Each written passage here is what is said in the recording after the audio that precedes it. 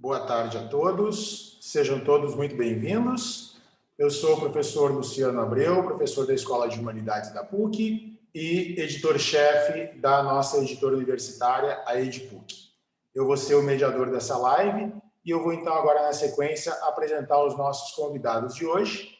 E conforme eu for apresentando, eu peço, por favor, que os nossos convidados, os nossos participantes abram as suas câmeras para que o público possa vê-los. Então, conosco hoje, o vice-reitor da PUC, irmão Manuir Mendes.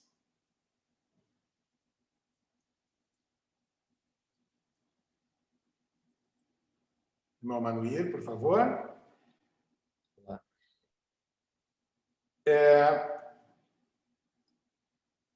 O diretor-presidente do Conselho Técnico Administrativo da FAPERGS, professor Odir Delagostin.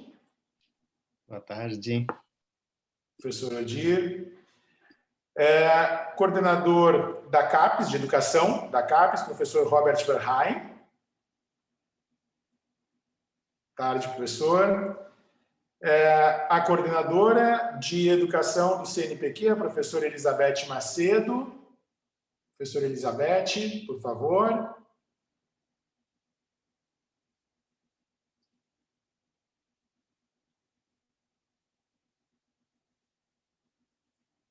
Oi, acho que eu estou aqui. Agora sim. E a organizadora do nosso livro, da nossa enciclopédia, a professora Marília Morosini. Boa tarde a todos e a todas. Então, sejam todos muito bem-vindos. É um prazer recebê-los nessa tarde para o lançamento desse importante livro, a Enciclopédia Brasileira de Educação Superior. E eu convido, então, de imediato a professora Marília Morosini para fazer a sua saudação, para apresentar, então, o trabalho coletivo, né, mas que foi coordenado, então, pela professora Marília. Por favor, Marília. Obrigada, professor Luciano. Gostaria, nesse momento, de cumprimentar o professor irmão Manuir Mendes, nosso vice-reitor, ao professor doutor Odir Delagostin, presidente do Conselho Técnico Administrativo da FAPERGS, a professora doutora Elizabeth Macedo, coordenadora da Comissão Diária de Educação do CNPq, ao professor Bob Verheyen, coordenador da área de Educação da CAPES, e, em especial, com muito e imenso carinho e amizade, aos meus colegas e amigos, autores da Rede RIAS, que é a Rede Sul-Brasileira de Investigadores da Educação Superior, e a todos os estudantes, pesquisadores e interessados em educação que nos estão assistindo. Bom, boa tarde a todos e a todas. O dia de hoje, como eu já dizia, ele é de imensa alegria para os pesquisadores da RIAS. É um sonho, mas é muito esforço que estão sendo concretizados neste momento. Assim, eu realmente gostaria de agradecer aos nossos palestrantes dessa live pelo pronto atendimento ao convite. E vocês poderiam estar se perguntando por que eles, nesse momento, estão constituindo a live? Ou por que essa composição da live? É óbvio que todos os nossos palestrantes são experts em ciência e tecnologia, com reconhecida carreira acadêmica administrativa, mas há muitas outras razões. E aqui eu retomo o início da apresentação dos 2 volumes da EBS, que é a Enciclopédia Brasileira de Educação Superior. Eu iniciei dizendo assim: construir uma enciclopédia é um desafio e uma ambição imensos. O êxito nessa empreitada não é dado somente a uma pessoa e, muitas vezes, nem mesmo a um grupo. Não é simplesmente um desejo. Interfere nessa ambição, de maneira marcada, um conjunto de condições que devem estar materializados, tais como o reconhecimento de uma sólida trajetória acadêmica dos que a estão construindo. E aqui eu me refiro aos 13 autores, né? É um número emblemático. Também é muito importante o suporte institucional para que possamos construir essa enciclopédia. E aqui eu me refiro às nossas IES que nos apoiaram e apoiaram ao projeto. E gostaria de destacar, em especial, a PUC do Rio Grande do Sul e a editora da PUC, que levou a termo essa grande obra.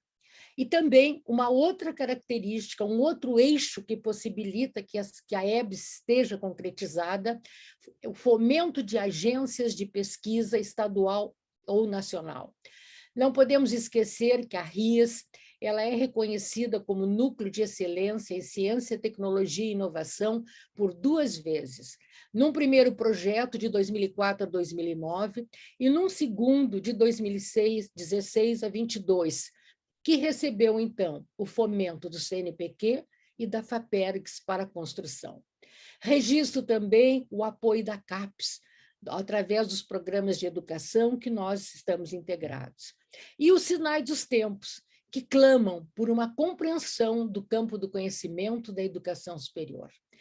Esses fatores nos levaram a produzir a enciclopédia, que eu julgo com muito êxito.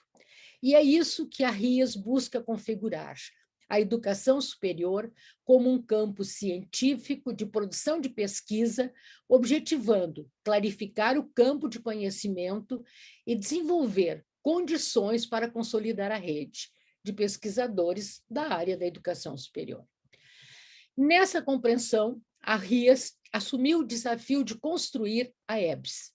A rede reflete o trabalho coletivo de um grupo de professores e investigadores com destaque nacional e internacional, que se dedicam ao estudo da educação superior e pertencem a diferentes instituições universitárias consolidadas. Em sua trajetória, iniciada formalmente em 1999, a RIAS já realizou diversas jornadas e seminários e sediou projetos emblemáticos, como o Observatório CAPES-INEP de Qualidade da Educação Superior. A rede RIAS também ela se destaca pela orientação de mestrandos, de bolsistas de C, de doutorandos e de pós-doutorandos.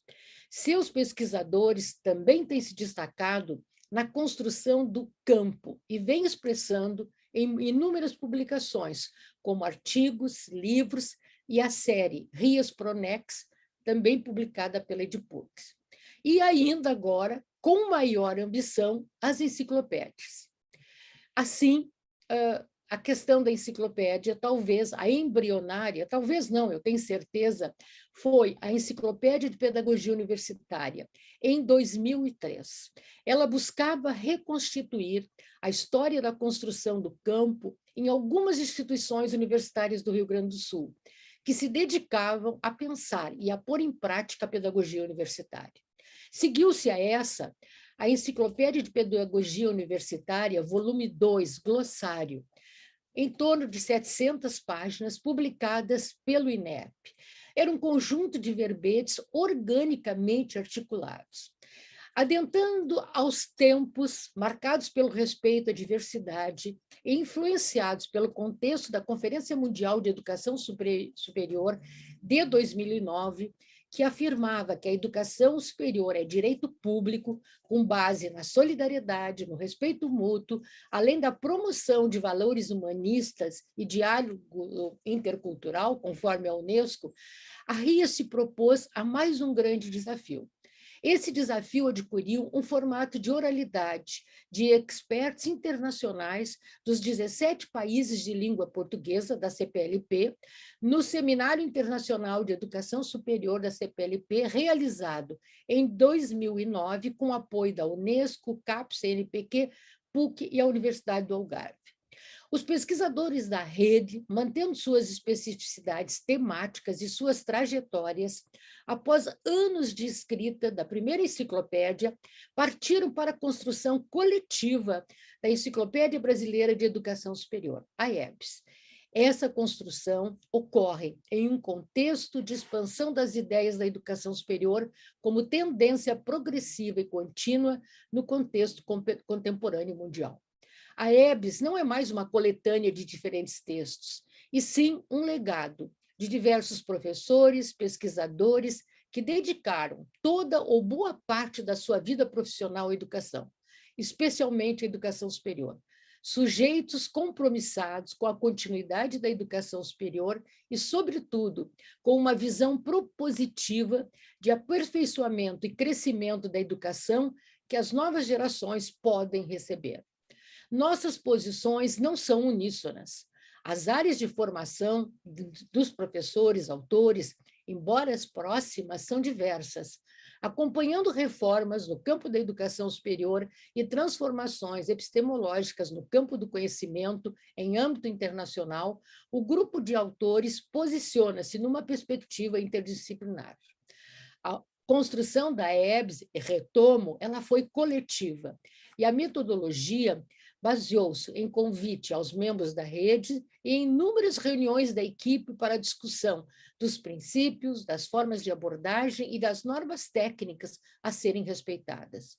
Complementavam essas reuniões o trabalho individualizado e ou de parceria dos responsáveis pelos capítulos na construção dos eixos e a paralela comunicação via plataformas interativas. É importante registrar que o acúmulo de conhecimento e de escrita em trabalhos anteriores são trazidos à EBS. Na construção da EBS, aprendemos a ouvir e respeitar o outro e a defender nossas ideias. Assim, na caminhada da construção dos capítulos, com o desenvolvimento da escrita, nós nos desafiamos a apresentar à comunidade acadêmica o trabalho que vinha sendo realizado e, dessa forma, envolver os pós-graduandos no aprendizado de um campo a partir da discussão coletiva da área da educação superior. Foram realizadas, nesse envolvimento de alunos, bolsistas, doutorandos e de próprios experts da área, nós realizamos 3 jornadas sobre educação superior e contextos emergentes, a Enciclopédia Brasileira de Educação Superior. 2 em 2018 e uma em 2019. Todas elas junto ao Centro de Estudos da Educação Superior, CES. Nessa caminhada de discussão e frente à pandemia, onde partimos para as nuvens, e aqui eu sempre gosto de relatar, nós somos sêniors que não estávamos habituados à nuvem, e nós partimos para a nuvem e dominamos essa nuvem, vamos dizer assim. Nós fizemos, então, 9 lives em 2020, que nós discutíamos a EBS e pensávamos já no futuro. Mas passemos agora para sintetizar a estrutura da obra e seus autores. Peço aos autores que abram as suas câmaras.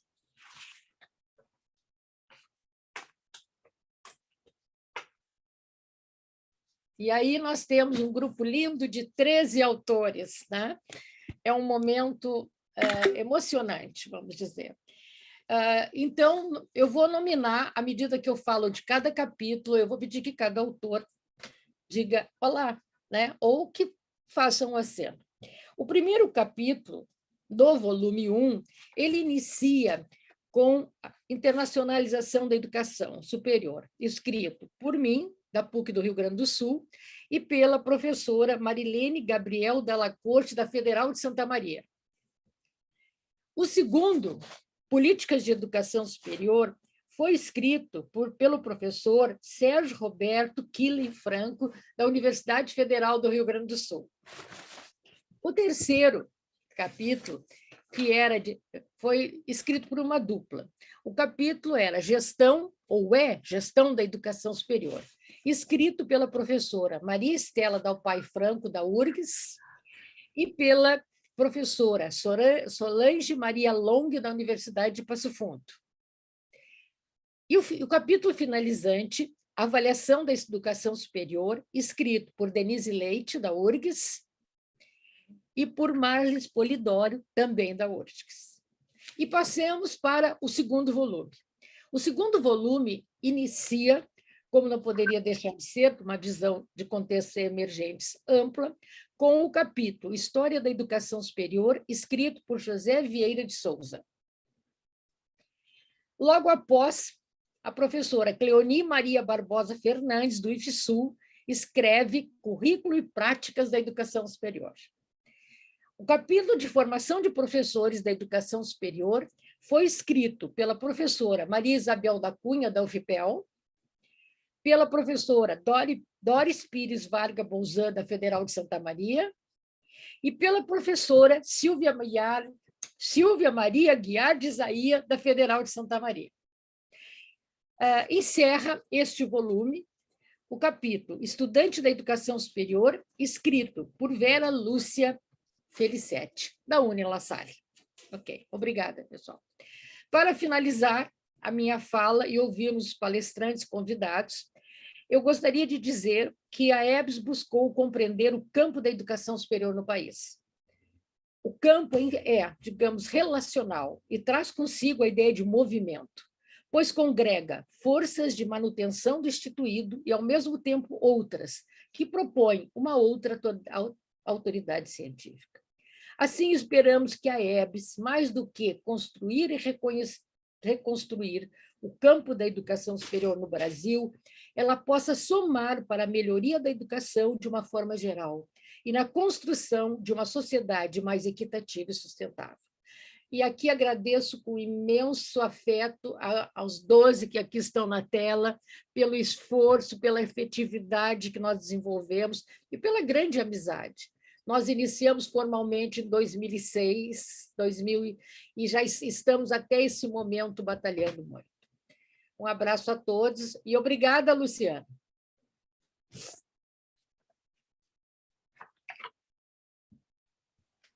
Obrigado, Marília. Mais uma vez, parabéns aos nossos autores.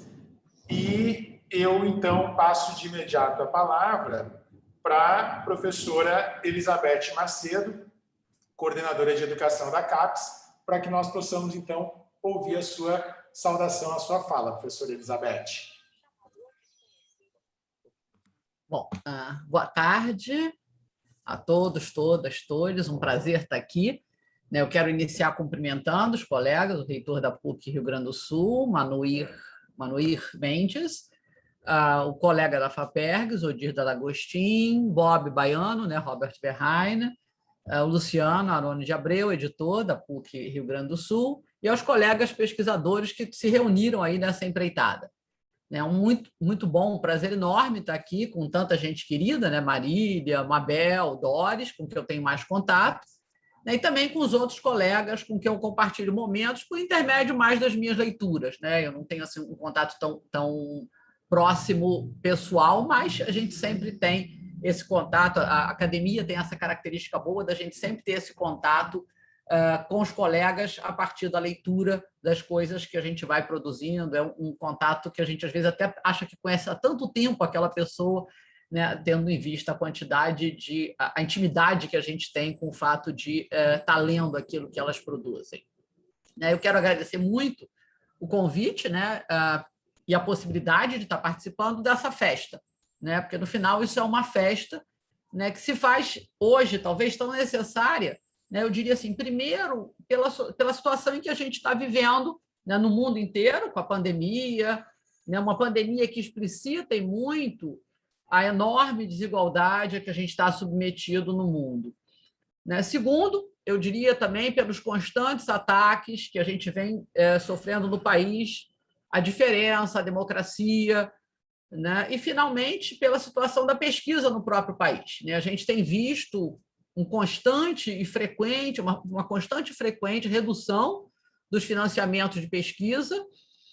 Se a gente olhar os valores de pesquisa no ano passado e nesse ano de 2021, parece que estão indo pelo mesmo caminho, e a gente retornou a valores do início dos anos 2000 para um sistema de pós-graduação muito maior, para uma demanda muito maior em função de todo o crescimento que a gente teve ao longo dos últimos 20 anos e da própria capacidade que nós, pesquisadores, tivemos de aproveitar esse crescimento para efetivamente fazer um sistema de pós-graduação mais forte e mais pujante.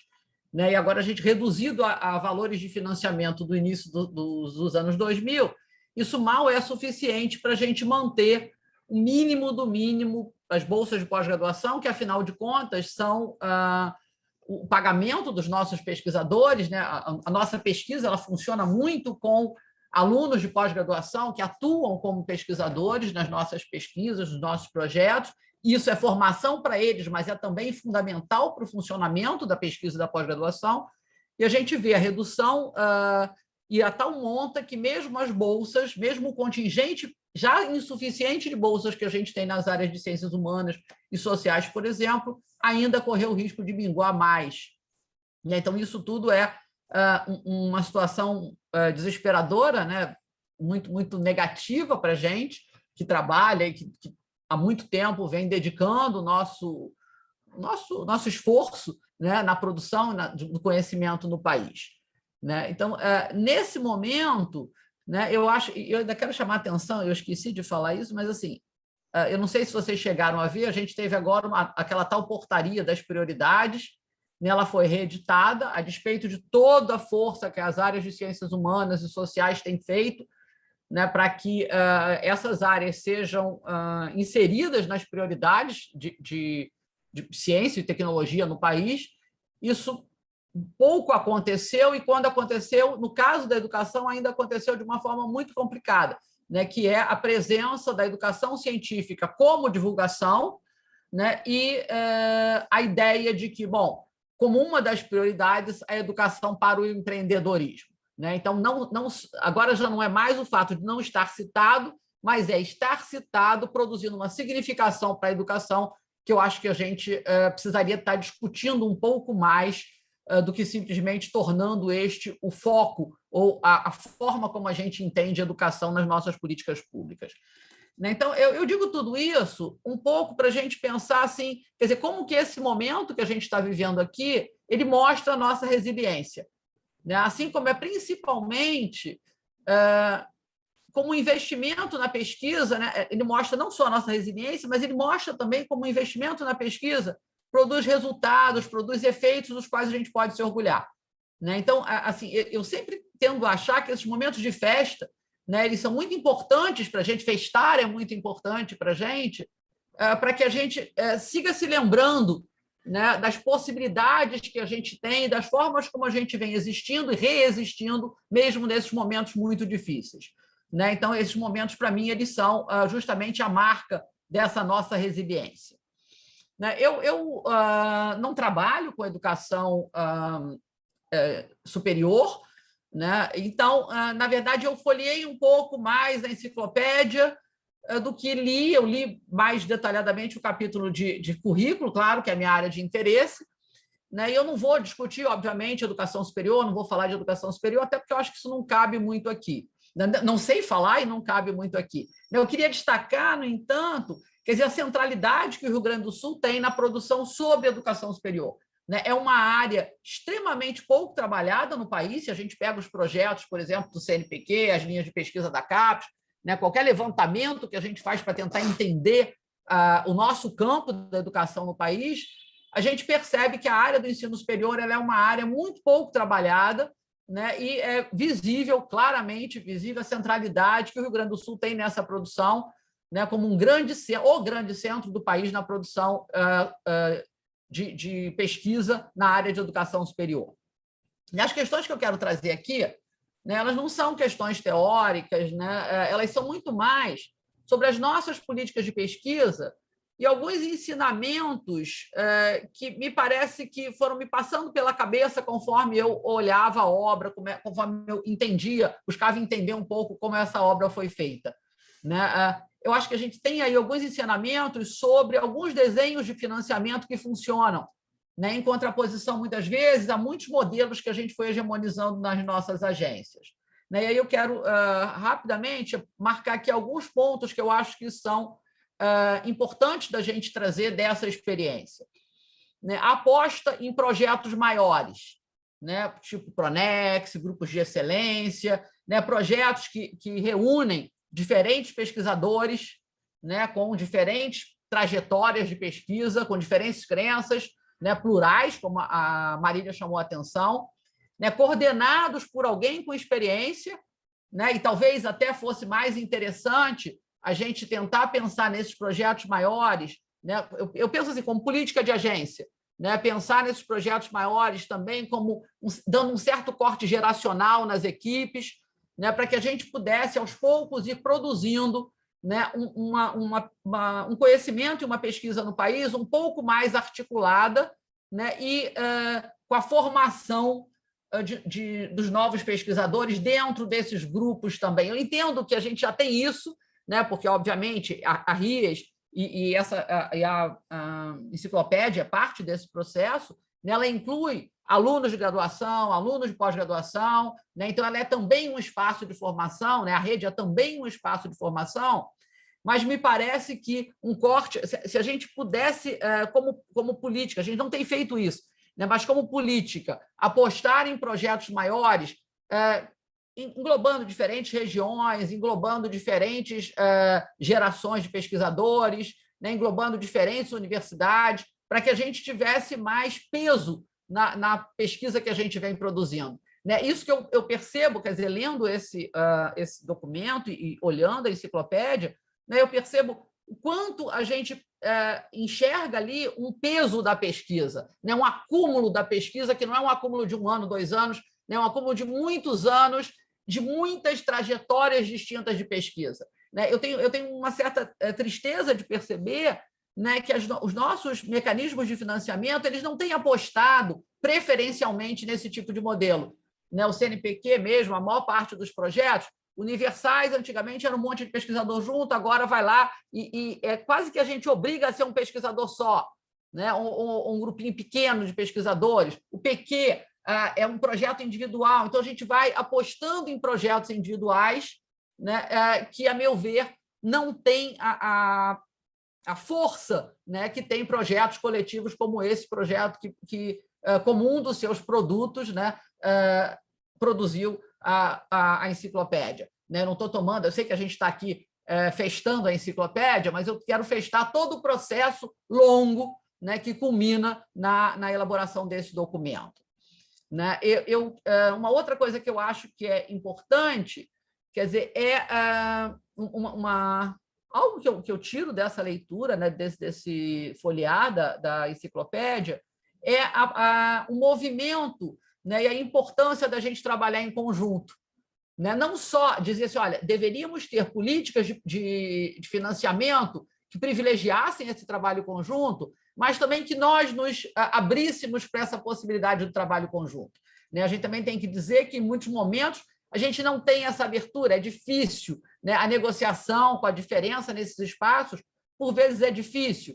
Né? A gente vem sendo treinado, e talvez até pelas formas como o financiamento vem se dando, a gente acaba sendo treinado a ser menos solidários e mais competitivos, né? Eu contra você. E me parece que projetos solidários como esse, né, onde a gente tem um grupo grande de pesquisadores integrados, eles são projetos que nos permitem resultados, né, ou efeitos muito mais intensos do ponto de vista mesmo do conhecimento produzido. Né? Eu acho que uma das coisas que a gente tem que fazer é divulgar muito as formas de fazer desses grupos. Né? Eu entendo que esse momento aqui é uma tentativa da gente fazer isso e todas as outras lives que a Marília fez referência. Né? São momentos em que a gente busca divulgar essas nossas formas de fazer conjuntos. Né? Mas me parece que a gente ainda pode fazer um pouco mais. Né? Quer dizer, apostar nisso, e apostar nisso, talvez até ensinando outros grupos de pesquisa, né, a produzir esse tipo de prática de pesquisa. Né? É claro que eu não estou dizendo fazer um modelão de uma prática de pesquisa que vai todo mundo seguir, né, mas contar esse modelo que a gente foi... A forma, não é um modelo, né? Contar as formas como a gente foi produzindo esse intercâmbio, essa interação, me parece que pode ser muito positivo também para que outros grupos surjam ao longo do país, muitos outros grupos se constituam ao longo do país. Eu acho que a gente pode buscar os grupos mais consolidados nessa lógica de pesquisas mais articuladas, né, e trazer essas experiências, dar mais visibilidade a essas experiências, né, do que a gente tem dado até hoje, né, numa atmosfera onde talvez o mais forte, o mais hegemônico, seja essa ideia de um pesquisador sozinho com os seus alunos. Né? Então, dar mais visibilidade a essas outras experiências que a gente vem produzindo, me parece que é alguma coisa que vale a pena a gente investir, na qual eu acho que vale a pena a gente investir. Um outro elemento que me parece que eu enxergo nessa experiência, que é muito positivo, é a aposta na articulação entre as agências. Né? Isso vem se ampliando, né? As FAPs vêm se articulando de alguma forma com o CNPq, às vezes com o CAPES, em alguns projetos, né? Mas me parece que essa é uma experiência vitoriosa. Né? Em todos os momentos em que a gente tem projetos maiores que articulam FAP com a CNPq, com o CAPES, a gente tem um aporte maior de recursos, a possibilidade de consolidação de grupos mais robustos, né, que permitem, então, um desenrolar maior desse conhecimento.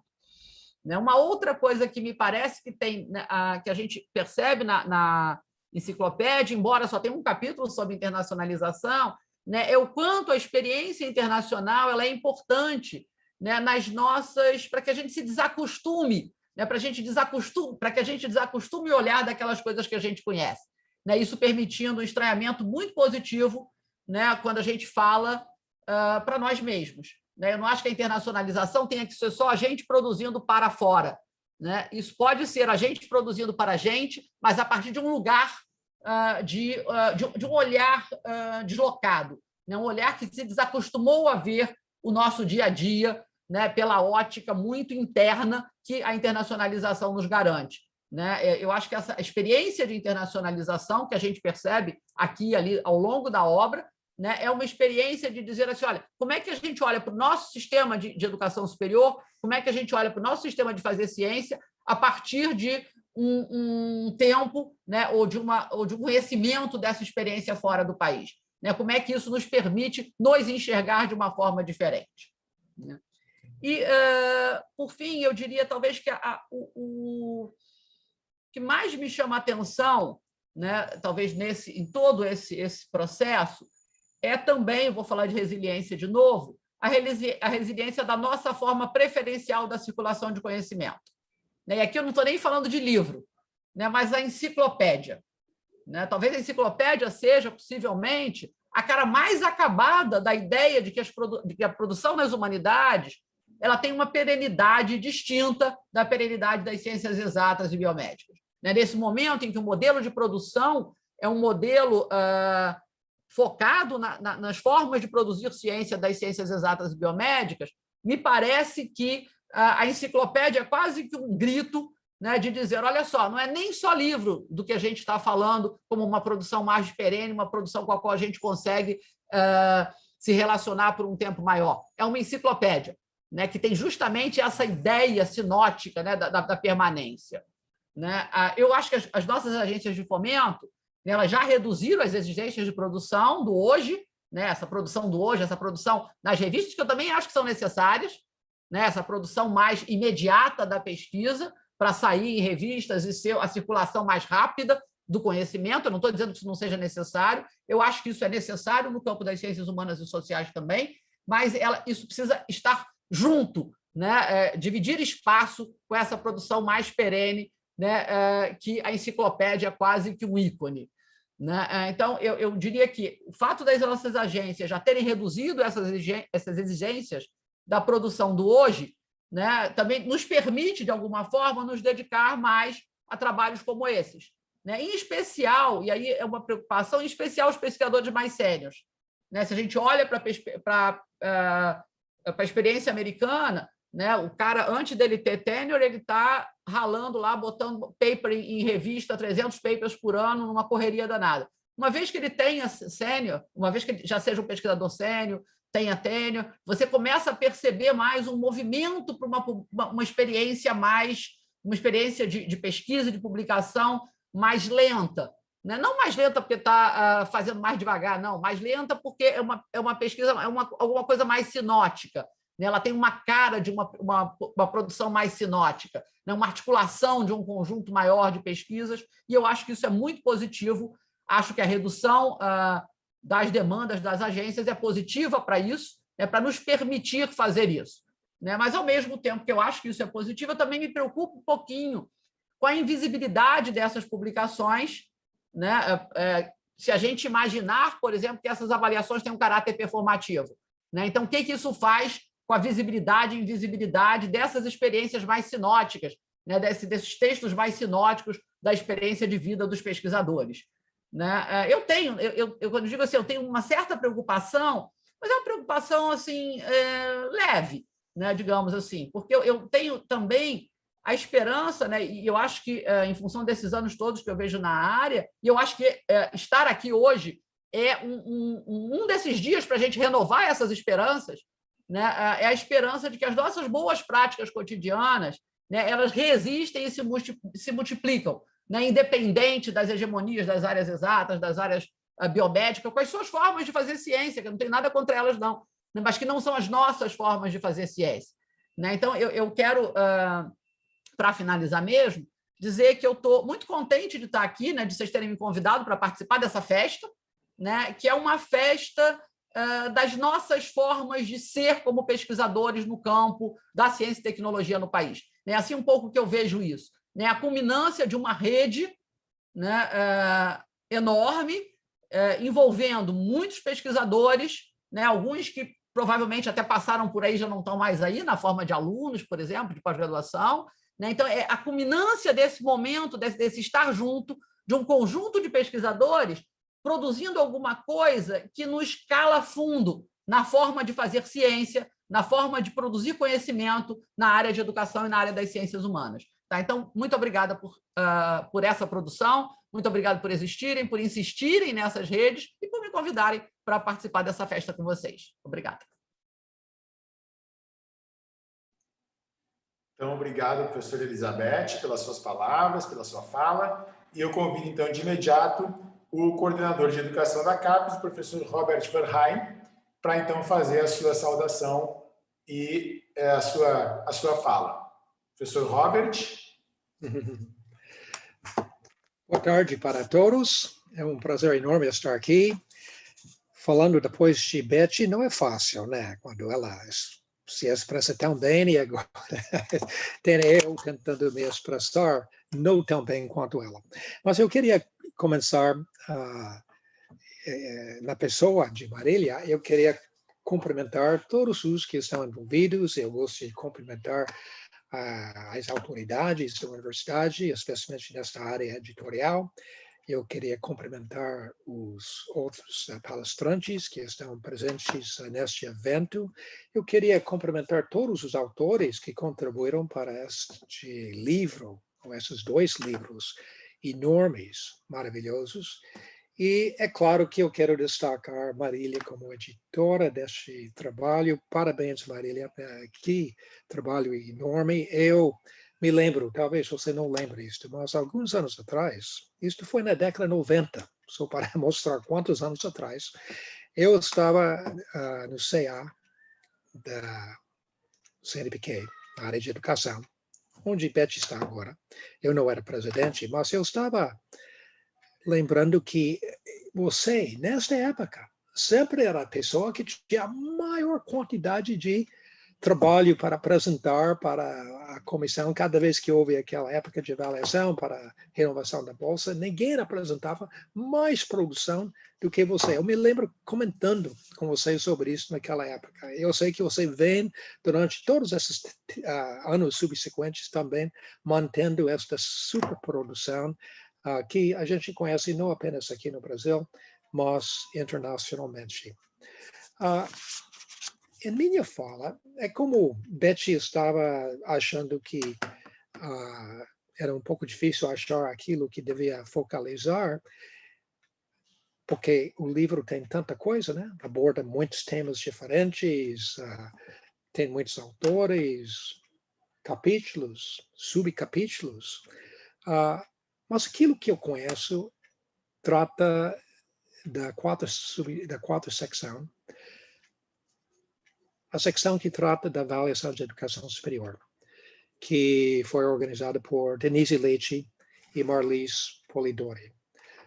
Porque eu trago uma experiência nesta área de avaliação de educação superior, e assim eu vou fazer meus comentários sobre este aspecto da enciclopédia, sabendo que tem muitos outros aspectos que merecem também comentários. Meu comentário é um comentário bastante crítico. E vocês podem dizer, puxa vida, professor Verheyen, por que você vai ser crítico aos processos de avaliação construídos durante anos aqui no Brasil? Especialmente neste momento que a gente está lutando para consolidar, preservar, manter, lutar em nome de nossa educação superior, porque é um momento difícil, não tenha dúvida. Mas eu acredito muito no que Betty falou sobre a resiliência, não digo a palavra, mas a sobrevivência, para utilizar outra palavra, a sobrevivência e a melhoria constante de nossa educação superior.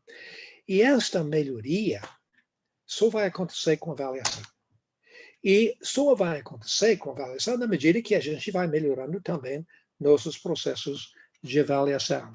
Então, se nós queremos produzir conhecimento e informação que pode ser utilizados para a tomada de decisões, para melhorar nossas instituições de educação superior, para fazer isso, a gente tem que aprofundar a questão da avaliação da educação superior e como é que a gente pode avançar, melhorar esses procedimentos de avaliação. O livro já trata deste assunto, mas eu gostaria de abordar a partir de uma visão mais pessoal, uma visão que vem de meu tempo como coordenador da área da educação da CAPES, um tempo que eu já trabalhei muito com Betty, e mais recentemente muito com Denise, também tempo que eu passei na CONAIS,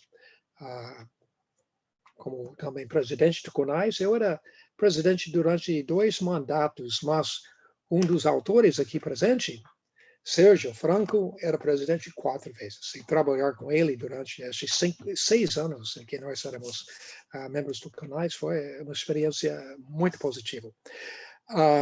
E também vem de um tempo que eu passei nos Estados Unidos, como senior scholar, Stanford, estudando processos de avaliação de educação superior internacionalmente e especialmente no caso dos Estados Unidos. Então, é a partir dessas experiências que eu tenho uma série de críticas a fazer. Eu devo dizer que existe um documento recente, que provavelmente vocês todos conhecem, do OECD, que já faz uma série de críticas. Eu não estou usando este documento para minhas críticas, embora que muitas das críticas são correspondentes. Até eu era uma das pessoas que eles entrevistaram, então é claro que tem uma certa correspondência. Mas essas críticas minhas vêm muito a partir de minha própria experiência e minha própria interpretação dos processos avaliativos que o Brasil está adotando. Por que eu digo crítico? Porque eu vou focalizar no o que é positivo. Tem muita coisa positiva, mas eu vou focalizar o que pode ser melhorado. Os problemas, e esses problemas são problemas principalmente a partir de o que está acontecendo em outros países com processos de avaliação de educação superior. Em primeiro lugar, o que é marcante sobre o sistema no Brasil, os sistemas no Brasil, é exatamente sua complexidade. Complexidade em abrangência, complexidade em periodicidade, complexidade em procedimento, complexidade na forma de distribuir os resultados e da forma de utilizar os resultados. Comparativamente com outros países, o processo é muito complexo no Brasil. E nós estamos lidando com um país muito grande, com contextos muito variados. E nós estamos fazendo isso principalmente através de processos nacionais que partem do governo federal.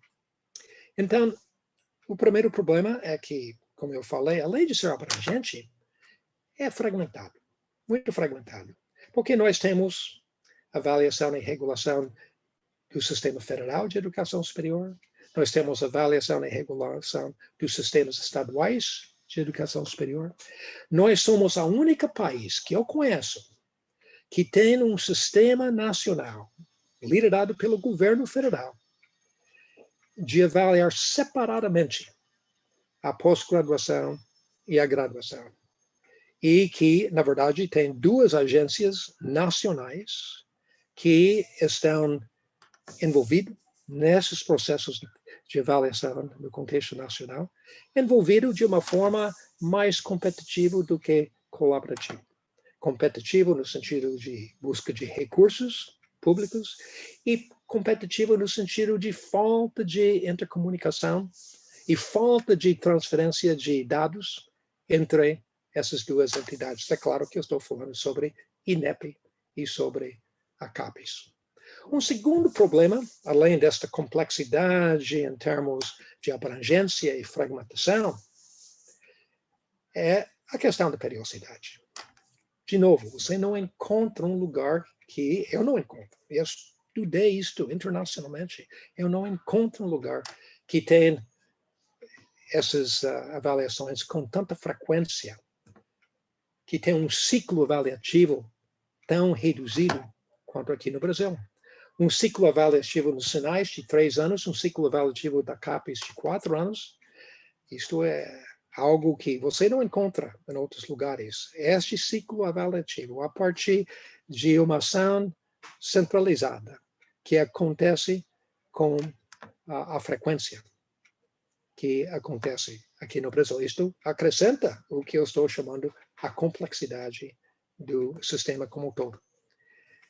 Outro elemento que complica muito a avaliação feito principalmente pelo governo federal do Brasil é o ranqueamento. Tem um estudo recente do Banco Mundial que identificou 7 países no mundo, 7 países que tentam ranquear suas instituições e seus cursos e programas através de uma escala. Sim, existem ranqueamentos, uma quantidade enorme de ranqueamentos a partir de N entidades, entidades da mídia, entidades, centros de pesquisa, tem N ranqueamentos. Mas ranqueamento com carimbo do Estado, isto é uma coisa muito rara. E é problemático, porque qualquer um desses ranqueamentos tem problemas. Você pode ver o ranqueamento do Times, ou o ranqueamento que é feito no Shanghai, ranqueamentos do US News, feito nos Estados Unidos. Todos esses ranqueamentos são altamente criticados. Por quê? Porque são instáveis, porque depende do indicador utilizado, porque não tem grande comparabilidade, até nem tem tanta comparabilidade de um ano para o outro. Então, com tantos problemas, como é que o Brasil vai ter um ranqueamento oficial, feito com carimbo do Estado?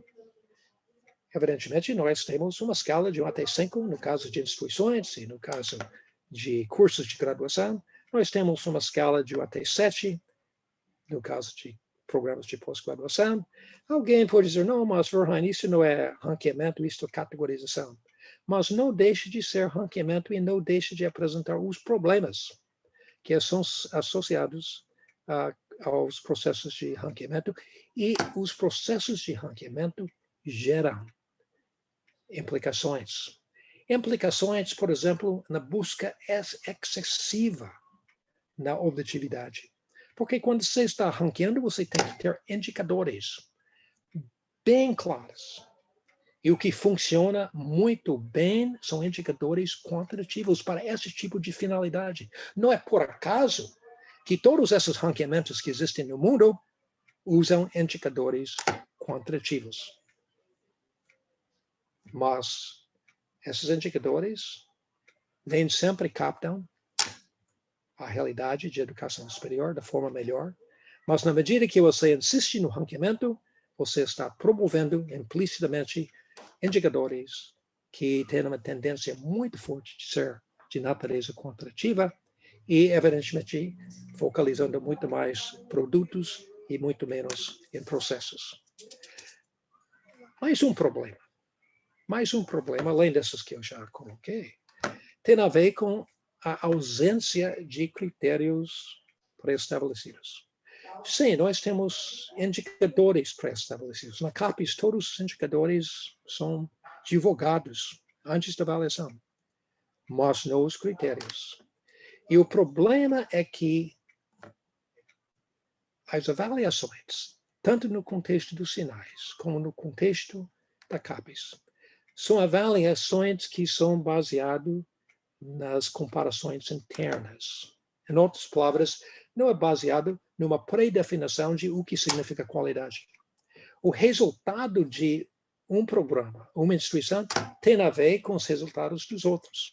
Assim, você não pode acompanhar no decorrer do tempo melhorias na educação superior, através desses processos de avaliação. Você não pode estabelecer relações internacionais, em termos de nossa qualidade comparativamente com a qualidade de instituições em outros países, porque tudo é baseado nesta relação interna, esta relação de compatibilidade. No caso dos sinais, aqueles indicadores que nós conhecemos, ligado com a ENADE, IGC, CTC, todos esses indicadores são baseados na curva normal. No caso da CAPES, não é exatamente a curva normal, mas tem um entendimento que tem e sempre vai ter poucos programas no topo da escala. Em outras palavras, nunca é possível para todos os programas e todas as instituições ficar no topo da escala, e desse sentido a gente só pode comparar os programas ou as instituições entre si, e não de uma forma que nos permite comparações temporais e comparações internacionais. Ligado com esses problemas, eu estou chegando até o final. É um problema que a gente enfatiza pouco.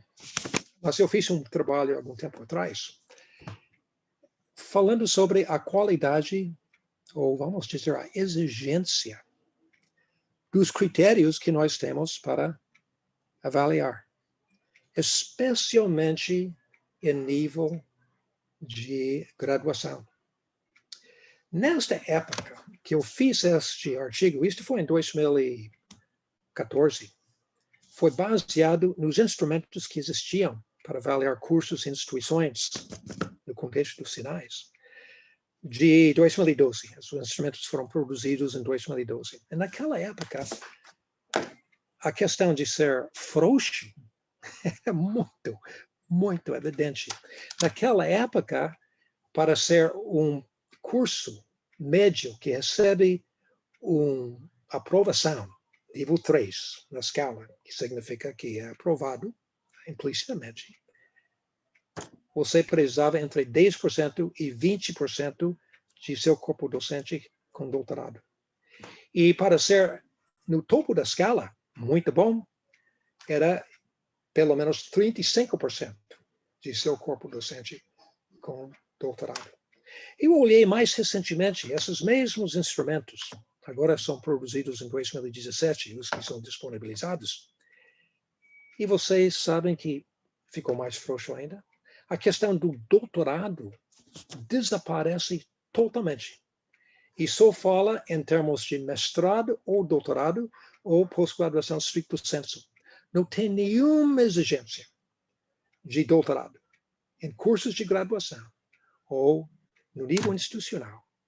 E talvez você pode argumentar, doutorado não é importante, mas em toda parte do mundo, a presença de doutores é fundamental, porque uma das finalidades de educação superior é preparar pessoas para produzir conhecimento, analisar conhecimento, criticar conhecimento, e são os doutores que têm esta formação especial para lidar com esses aspectos fundamentais. Então, nós temos muitos alunos que passam pela graduação, que nunca encontram com um professor doutor.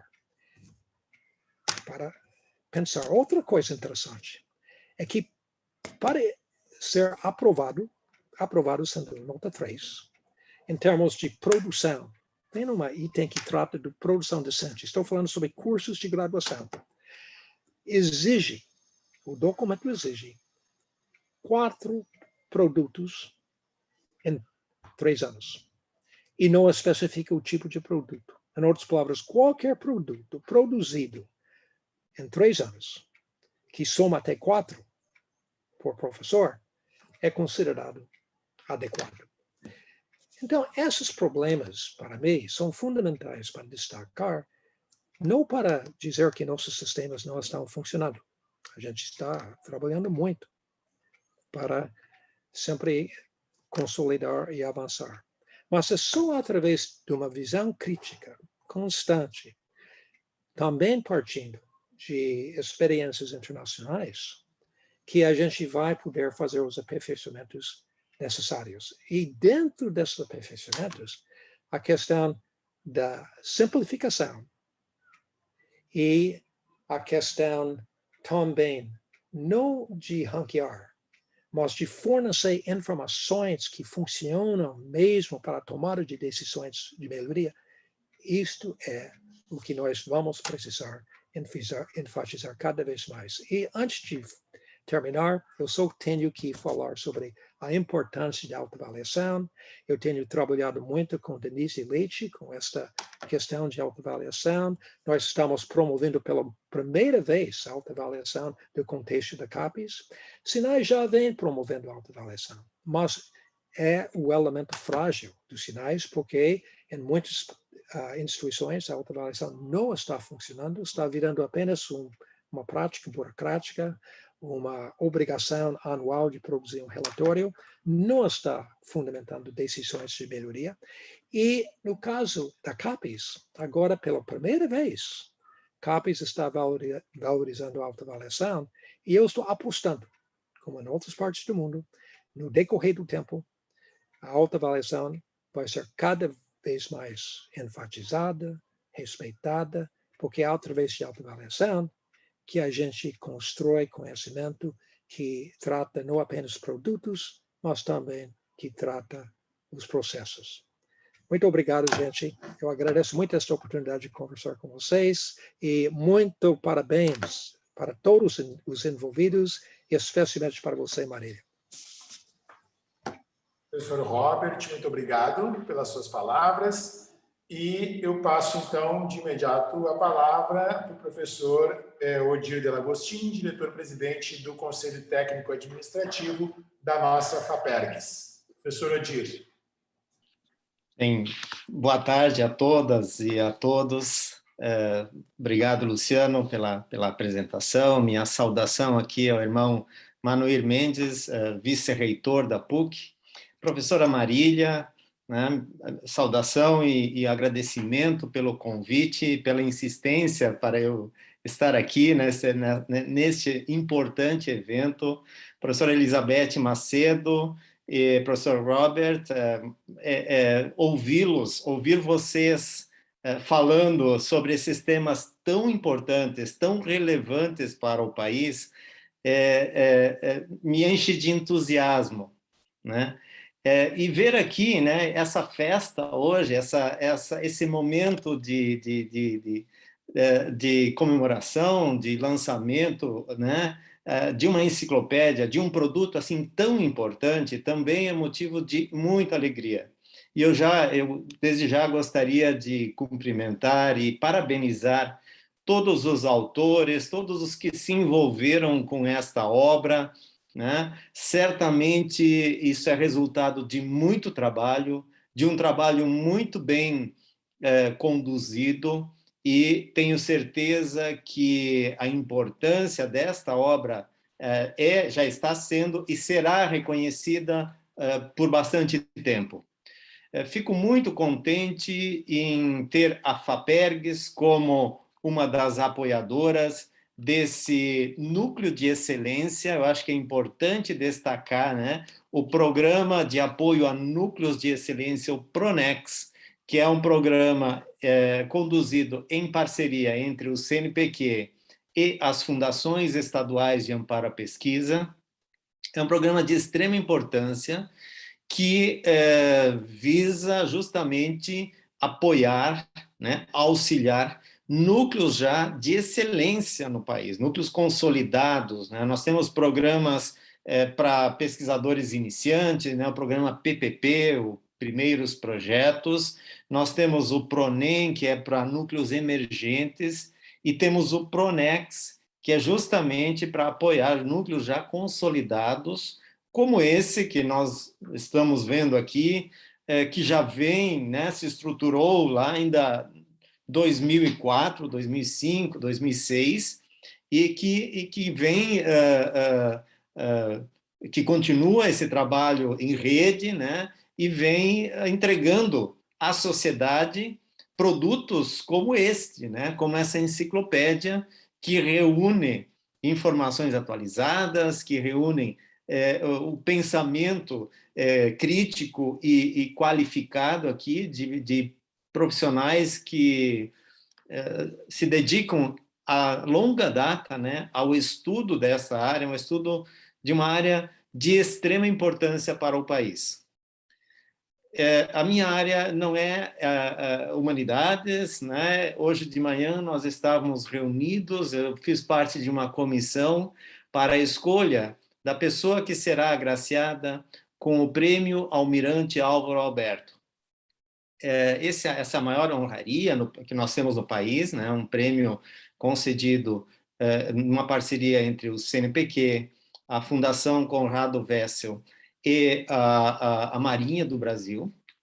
E este ano, a grande área, né, que será contemplada é a área de ciências humanas, sociais aplicadas, linguística, letras e artes, né? Então, a gente fez essa brincadeira, né, que tem os humanos e os não humanos, então eu seria um não humano, né? A minha área é a área de biotecnologia. Eu também considero que o trabalho que eu desenvolvo como pesquisador aqui é de grande importância para salvar vidas, né? A minha área é o desenvolvimento de vacinas, que tem se mostrado de grande importância nesses tempos recentes, né? Mas eu vejo que quem trabalha com educação tem a possibilidade de transformar vidas. E a gente percebe a importância da educação quando ela, né, quando ela falha, quando o sistema falha.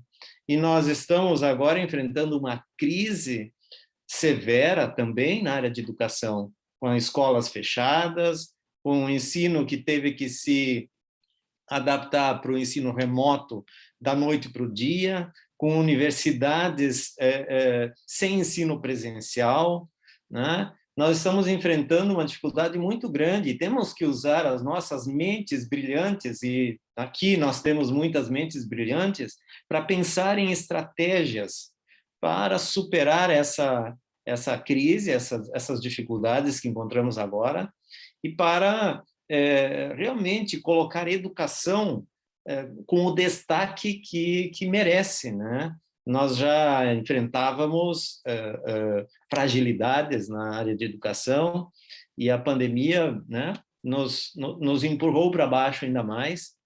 Nós estamos enfrentando na educação superior uma evasão muito grande, nós estamos enfrentando uma falta de interesse, um desinteresse pelos jovens, dos jovens pela educação superior, e eu acho que juntos precisamos trabalhar para encontrar caminhos que nos permitam chegar a um patamar melhor do que nós temos hoje, superando a crise que estamos enfrentando no momento.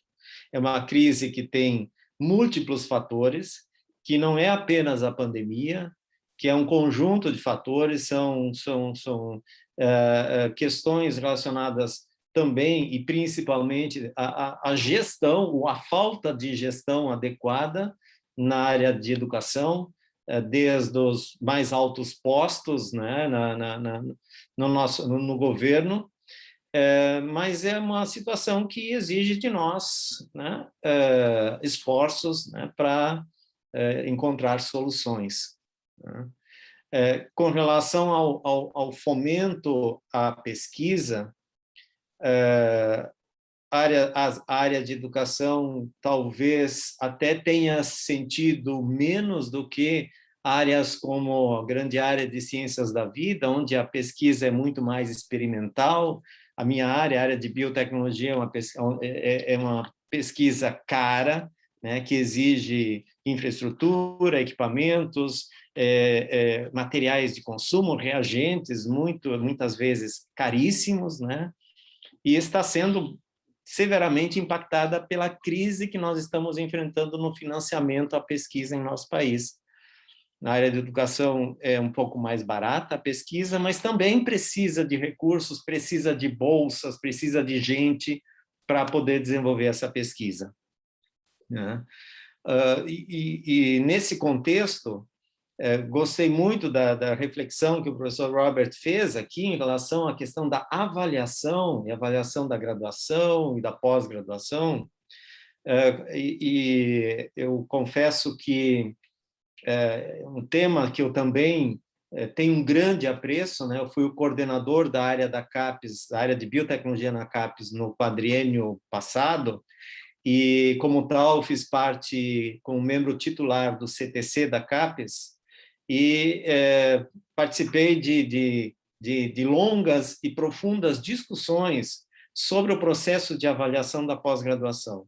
Eu acho que nós temos um sistema de pós-graduação que tem contribuído de forma bastante expressiva para o país como um todo, na geração de conhecimento, na formação de recursos humanos qualificados, né? E tem cumprido um papel importante, mas não dá para deixar de reconhecer também que é um sistema de pós-graduação talvez também único no mundo, né? Na forma como é estruturado, que tem suas vantagens, mas tem grandes fragilidades aí também que precisam ser lidadas, precisam ser contornadas. Não é fácil realmente fazer uma avaliação com critérios qualitativos, relevantes e de uma forma robusta, uma forma segura, né? Quando a gente trabalha com critérios quantitativos, é um pouco mais fácil, a matemática nos ajuda. Então, concordo em grande parte com o que o professor Robert coloca aqui, entendo as dificuldades e não tenho também uma solução, né? uma solução mágica aí para esse problema, ou uma sugestão para a solução desse problema. Acho que é realmente necessário um esforço muito grande, né? Nós agora estamos iniciando mais um ciclo de avaliação dos programas de pós-graduação. Esta semana, depois de amanhã, na verdade, será a primeira reunião da comissão de avaliação da área de biotecnologia, da qual eu também faço parte, e teremos a oportunidade de, mais uma vez, né, procurar aprimorar os instrumentos para que a gente tenha um resultado ainda maior, ou ainda melhor, né, como um sistema como um todo. Eu tenho também algumas ideias, né, de como deveria ser ou como poderia ser uma avaliação mais qualificada, mas inclusive até um sistema de pós-graduação diferente do que nós temos hoje, né? Mas enfim, esse seria o assunto para um outro momento. Eu gostaria de, já finalizando a minha fala aqui, reiterar e reforçar, né, os meus cumprimentos, os meus parabéns a toda essa equipe. Uma saudação especial aqui também à minha colega de universidade, a professora Mabel da Cunha, né, da Universidade Federal de Pelotas. Eu também sou professor da Universidade Federal de Pelotas, né? Dizer que, por parte da FAPERGS, nós estamos trabalhando de forma muito intensa na busca por mais recursos para todas as áreas, mas em relação à área de educação, nós temos uma atenção especial. Recentemente, nós lançamos um edital específico para a área de educação com inserção na educação básica, né, que é a que está sendo severamente afetada, ou mais severamente afetada, por essa pandemia que estamos enfrentando. Nós alocamos mais de R$2 milhões, estamos agora iniciando a concessão dos recursos a mais de 50 projetos de pesquisa que certamente vão contribuir para minimizar ou reduzir os impactos negativos da pandemia. Finalizando, agora sim, parabéns novamente a todos os autores, parabéns a Marília, professora Marília, pelo seu esforço, pela sua liderança, e muito sucesso a todos. Tenho certeza que outras obras, outras produções virão desse grupo tão qualificado e a contribuição de vocês será notada e será valorizada em nosso país. Muito obrigado.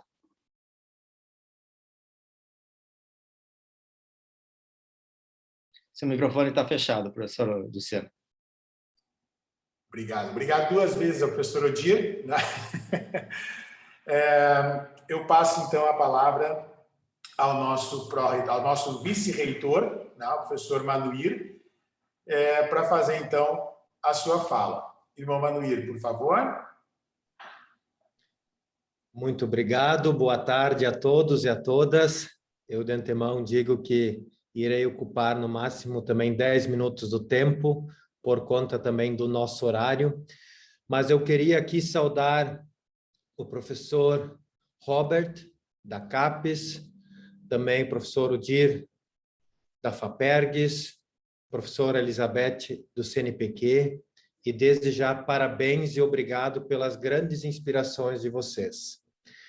Eu queria aqui saudar a professora Marília, mas também parabenizar por esta obra, que é resultado de um trabalho, e eu pude testemunhar o trabalho de muitos encontros, de uma caminhada de bastante tempo, mas de muita profundidade e de muita sintonia entre este grupo.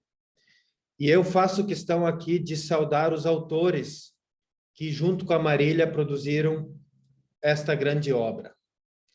Denise Leite, Maria Franco, Marilene Corte, Marlis Polidori, Sérgio Franco, Solange Long, Cleoni Fernandes, Doris Bolzan, José Souza, Maria da Cunha, Silvia Aguiar Issaia e Vera Felicetti. E faço essa citação dos nomes de vocês porque eu venho da área de humanidades, sou dessa área de humanidades, e eu particularmente li muitos, se não todos, vocês. E eu sei que muitos dos que estão nos assistindo também têm em vocês grandes professores, grandes pesquisadores. Muitos de nós que os assistimos, né, como autores desta obra, os seguimos não somente pelas redes sociais, mas os seguimos pela ciência produzida, pela persistência na caminhada e pelo profissionalismo que vocês representam como grandes cientistas da educação. Obrigado, parabéns, professora Marília, parabéns todos os autores aqui citados. Num primeiro momento, parece estranho falar de enciclopédia. Afinal, o conhecimento não está mais reunido em poucas e singelas fontes. Lidamos também hoje com a ideia de que a verdade e as referências são fluídas e muitas vezes a diversidade de opinião recebe mais valor do que a própria construção acadêmica baseada no método científico. Não resta dúvida de que tal empreitada é, portanto, ousada, como evidenciado já no primeiro parágrafo da apresentação da Enciclopédia Brasileira de Educação Superior. Construir uma enciclopédia é um desafio e uma ambição imensos. O êxito nessa empreitada não é dado somente a uma pessoa, e muitas vezes nem mesmo a um grupo. E aí, no segundo parágrafo, segue afirmando de que a Rede Sul Brasileira de Investigadores de Educação Superior assumiu o desafio acima citado. Portanto, obrigado e parabéns a todos os autores. Faço nesses poucos minutos algumas referências sobre o papel e a contribuição da atuação em rede para a concretização desta obra, um dos resultados da rede frente ao cenário que vivemos enquanto instituições de educação superior. O atual cenário, sendo acelerado e dinâmico, convoca as instituições e as pessoas para uma atuação mais cooperativa e talvez menos competitiva. Ação muito visível por meio desta obra e por meio desta rede que eu acabo de citar e que é liderada pela professora Marília. Os estudos sobre redes ganharam força na década de 1970 e receberam novos impulsos a partir da criação da internet.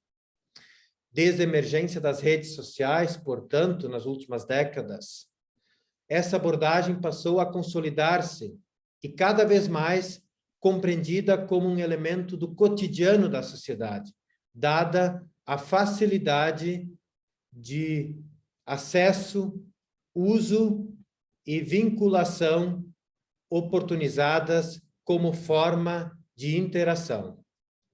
Um viés dessa abordagem é feita por um autor chamado Baldi, um grande estudioso da área, que afirma que compreendê-la na perspectiva de análise tem-se uma ideia de redes como uma grande metáfora que simboliza os arranjos organizacionais ou as formas com que compreendemos fenômenos complexos como uma dinâmica de intercâmbio entre agentes.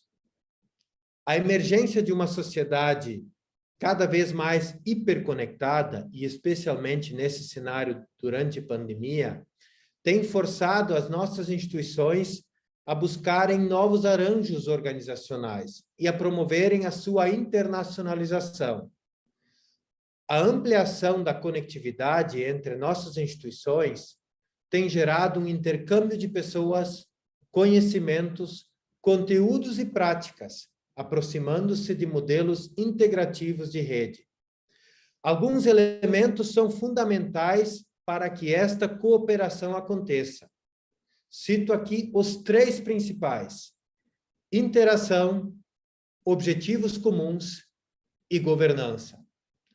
E o resultado de uma rede é, em princípio, ganhos coletivos.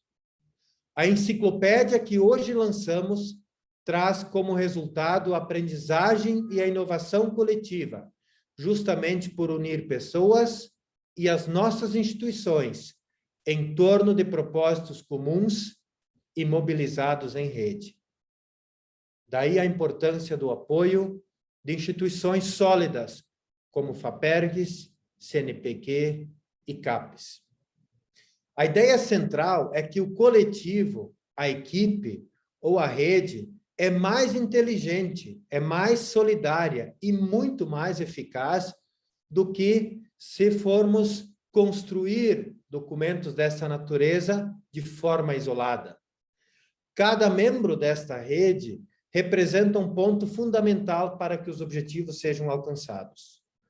No entanto, senhoras e senhores, a rede representa a conexão de pontos. Ou seja, de nada adianta para a rede a existência de um grande número de pontos sem que estejam acompanhados de um considerável número de linhas. Os 13 autores aqui representam justamente essa conexão entre pessoas, entre instituições, e está aqui o grande resultado.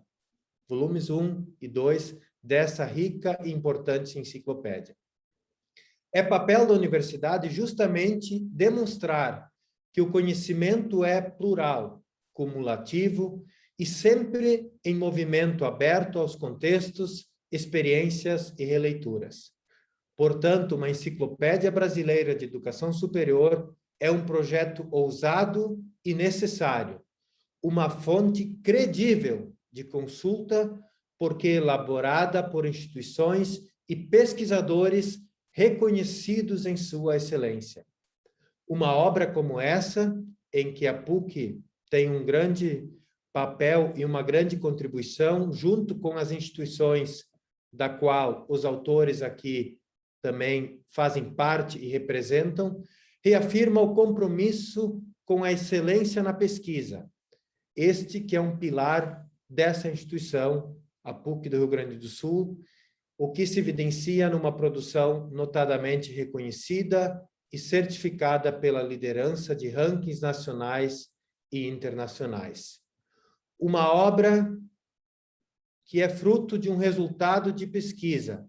É sempre oportunidade, e aqui estamos nós hoje, para celebrar o caminho já percorrido e, acima de tudo, reafirmar o nosso compromisso como educadores, como professores, como pesquisadores, enquanto comunidade científica, para alcançar o futuro com integridade, ética, ousadia e dignidade, contribuindo com o desenvolvimento social, cultural e científico. O resultado da pesquisa ocorre por maturação. E tão importante quanto o resultado é o próprio pesquisador evoluindo em seu ofício, bem como a universidade, consolidando nichos de excelência, propulsores do desenvolvimento em todas as suas dimensões.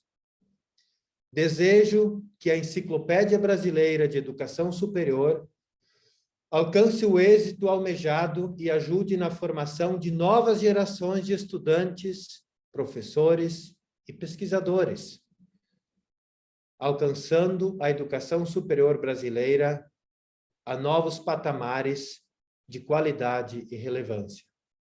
Prezados autores, autoras, a enciclopédia não representa somente uma obra, mas de cada um de vocês, autores, um legado para a nossa sociedade. Muito obrigado, parabéns às instituições, os autores, aos membros da rede. Obrigado a cada uma de vocês por seguirem acreditando que a educação é o caminho seguro e certo para o nosso país, para a nossa sociedade. Muito obrigado. Obrigado, irmão Manuir. E eu agradeço também, mais uma vez, a fala de todos os nossos convidados, agradeço a presença dos nossos autores, da Marília como organizadora e coordenadora desse projeto, de todos os participantes. Estamos chegando ao final desse evento e eu gostaria, antes de encerrar, mais uma vez, parabenizar a todos os autores e participantes, pessoas, alunos, professores, pesquisadores envolvidos nesse projeto que, sem dúvida, como já ressaltaram todos os nossos convidados e oradores, é um projeto de grande relevância e permanência, né? Como foi destacado por todos. Então, mais uma vez, obrigado a todos pela participação e eu aqui, então, me despeço de vocês, desejo uma boa tarde, um bom final de tarde, uma boa semana a todos.